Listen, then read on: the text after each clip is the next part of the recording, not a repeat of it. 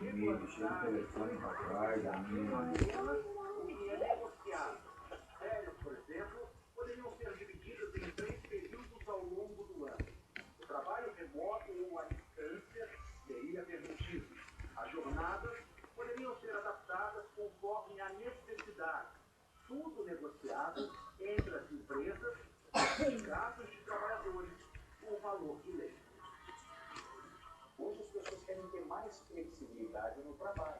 Tem muita gente que gostaria de trabalhar 3 vezes por semana, gostaria de trabalhar em casa, que gostaria de ter outros horários, de trabalhar em vez de 8 horas por dia, trabalhar 4 horas por dia ou 3 horas por dia, receber por isso. Hoje não é respeitado esse tipo de contrato. Você tem que seguir o que já está lá na legislação.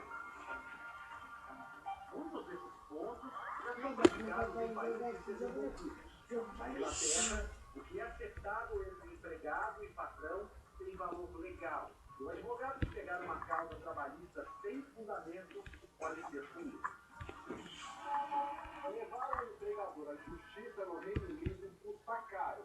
Desde 2013, o governo cobra taxas de até 1.200 libras, o equivalente a R$ 4.600, para entrar com uma ação nos tribunais trabalhistas. Com isso, o número de processos diminuiu em quase 70% em 4 anos. Em 2016, foram registrados apenas 17 mil novos casos, um número 177 vezes menor que no Brasil. Matt Braga, líder sindical, ele critica a cobrança, diz que as taxas caras afastam os trabalhadores mais pobres.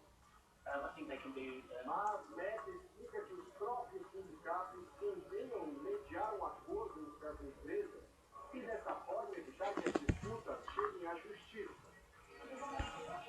O governo britânico também tem um órgão especial de conciliação, como conta essa advogada brasileira que vive em Londres.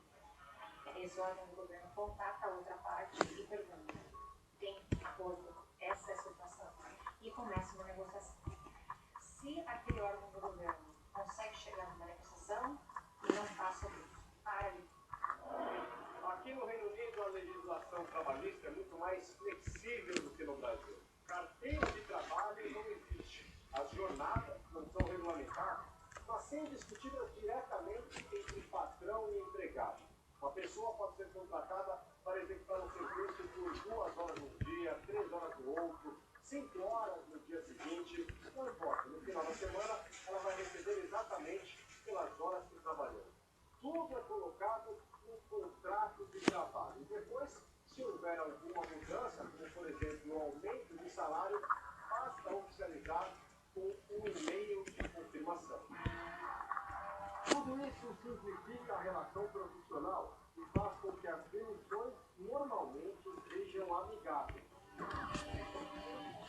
Segundo a advogada brasileira, no geral, o trabalhador inglês não recorre à justiça e mesmo que resolva processar o ex-patrão, dificilmente vai encontrar um advogado disposto a assumir o caso se não tiver provas consistentes de que foi lesado.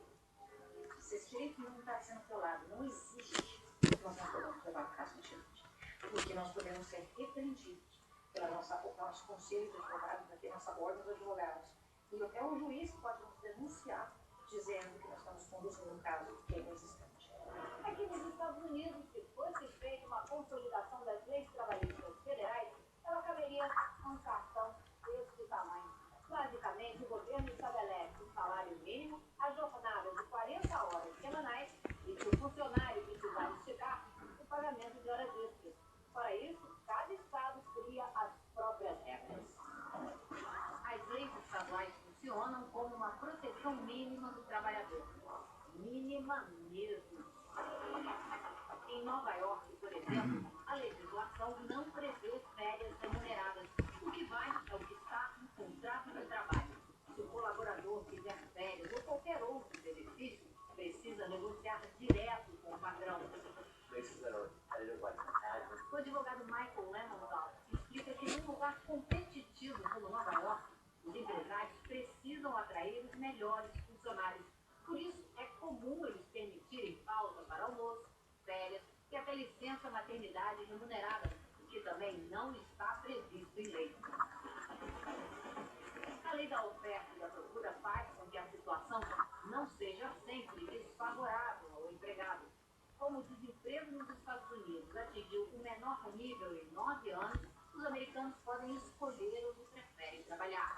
Michael conta que ele mesmo oferece muitos incentivos para manter os mais de 50 funcionários que tem no escritório. As duas partes podem encerrar o contrato sem qualquer motivo ou aviso prévio. A indenização pode ser uma multa prevista no acordo. Michael garante que esse sistema americano funciona muito bem. Quase sempre não há disputas na justiça. Eu acho que alguns caminhos seriam prestigiar mais os meios alternativos de composição, como a arbitragem individual, a prestigiar a negociação coletiva, se conseguir divulgar as comissões de conciliação prévia e, ao mesmo tempo, que a homologação das decisões nos sindicatos tivesse um valor mais